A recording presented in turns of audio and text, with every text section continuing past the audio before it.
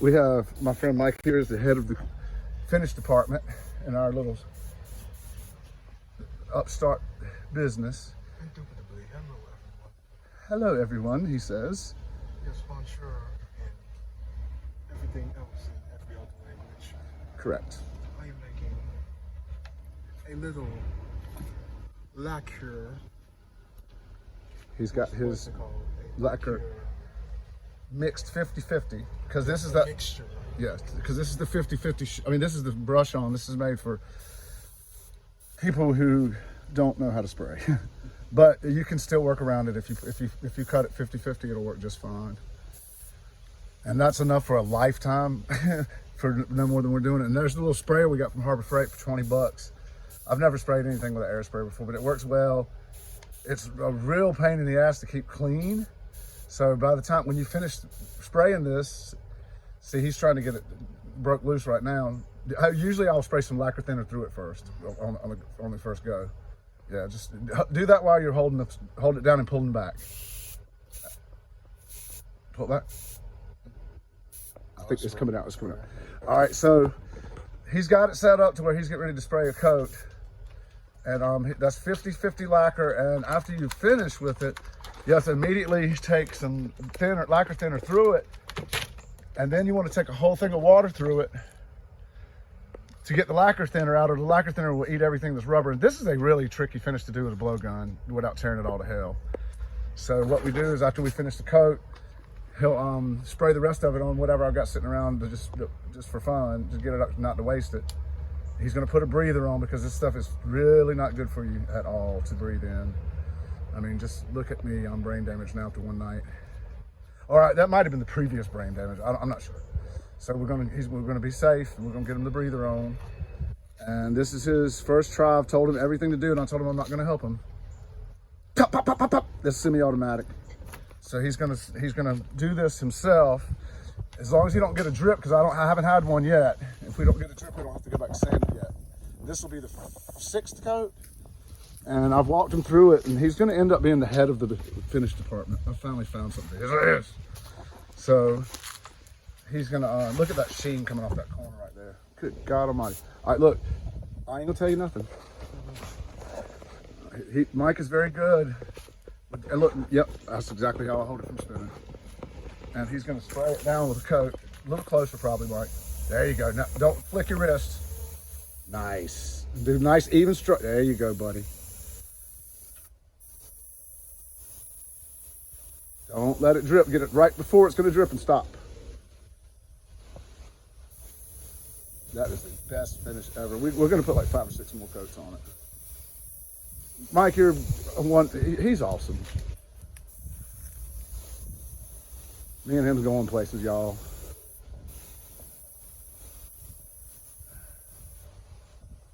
And once you get it all the way covered in one coat, you're done. You can go hit the sign with the rest of it and the sign on the door.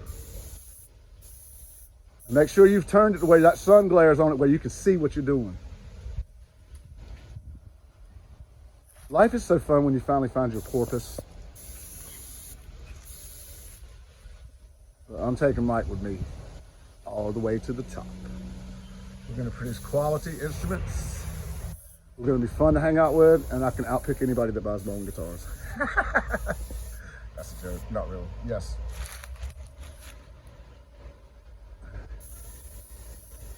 Mike, you look like a damn natural, son. Me and him are the most unlikely friendship in the world, but I'm gonna tell you right now, he's about the only person I trust in this town. And that statement is true, so you think about that. Who everybody includes.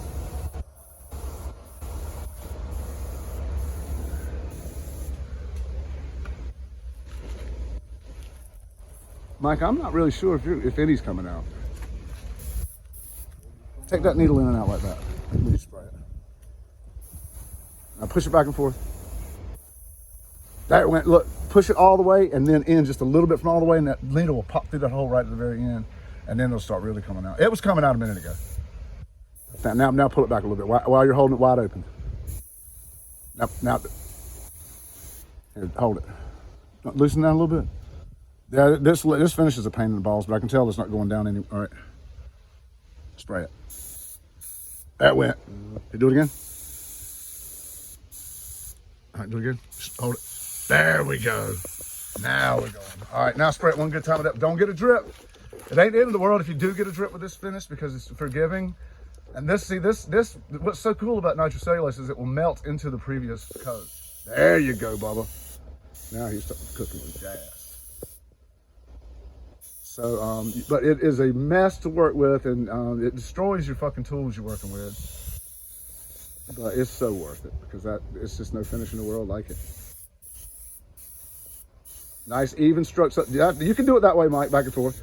That's the beauty of this. Like I said, it dissolves into the previous coat. And after it's completely done, which you can do as many coats as you want, it gets addictive. I'm probably gonna do about 15 or 20. And this is number 6, I believe. And so what we'll do is we're gonna, as long as we don't get a drip, but it's so forgiving. If you do get a drip, you can wait for it to dry and you can go ahead and sand it down. Or you can even use wet, dry sandpaper and do it right there on the spot.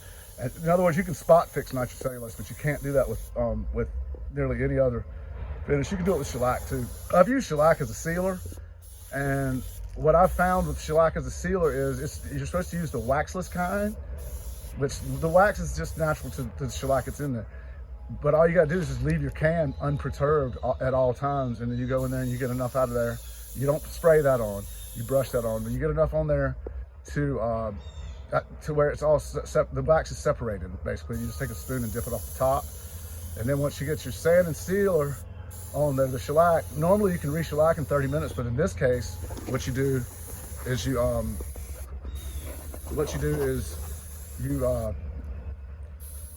wait 4 hours, and then you sand it from 220 all the way up to 1500 to 2000. Don't skip a grit, and you want to see a perfect flat finish. You want to look at the light horizontally.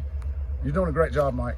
And then once it's perfect and that lacquer's got a flat spot to adhere to, then only then will you achieve the gloss you want. Think about light hitting a mountain range of mirrors.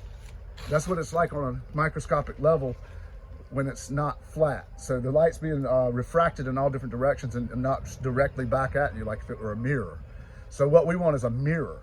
So on a microscopic level, we want it to be perfectly flat. Some wood you'll have to use a grain filler on, but this wood's a closed grain wood, so we've got away with not using it on this one. But anyway, once we master this finish, we got the best game in town. So anyway, what do you think, Mike? What if they don't like it?